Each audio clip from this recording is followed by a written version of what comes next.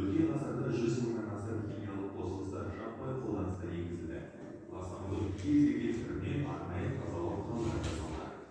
Сумен араласқан тұрмыстық химия улы қосылысқа айналады. Нью-Мексико және технология институтының химиктері осындай қорытынды жасаған. Тазартқыш құралдары су ластануының басты себептерінің бірі. Олар аққан су арқылы тазарту қондырғыларының түскені мен 100% жойылмайды. Шағын қалалар мен ауылдарда улы заттар бірден топыраққа сіңіп кетіп, өзен көлдерге түседі. Тұрмыстық химия құрамындағы көптеген заттар ыдырамай, суда, жерде, ауада жиналады. Күнделікті тұтынатын тазартқыш құралдарындағы компоненттер адамнан бастап әлемдегі барлық тіршілік иесіне зиян.